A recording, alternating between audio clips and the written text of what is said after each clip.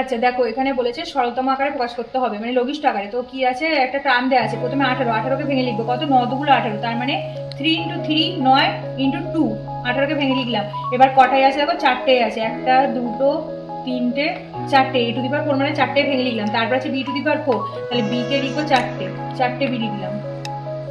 তারপর আছে দেখো c স্কয়ার মানে দুটো c, c × c, সবকটা ভেঙে লিখে দিলাম। তারপরে নিচেরটা ভাঙবো, দেখো নিচে আছে 21 মানে কত, 3 × 7 মানে 21। তারপরে আছে a টু দি পাওয়ার 7 মানে 7টা a, তাহলে 7টাই লিখবো,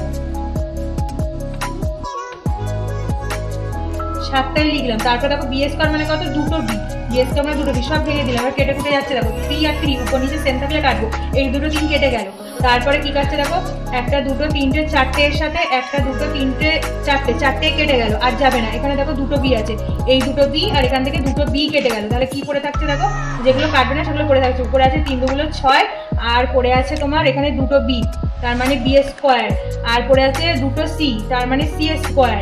আর নিচে কত পড়ে থাকছে দেখো, নিচে হচ্ছে 7 পড়ে থাকছে, আর থাকছে 3টে, এখানে 3টে এ পড়ে আছে, তার মানে 3টে মানে a কিউ, তাহলে হয়ে যাচ্ছে 6 b² c² / 7 a কিউ। এটা হয়ে গেল আনসার।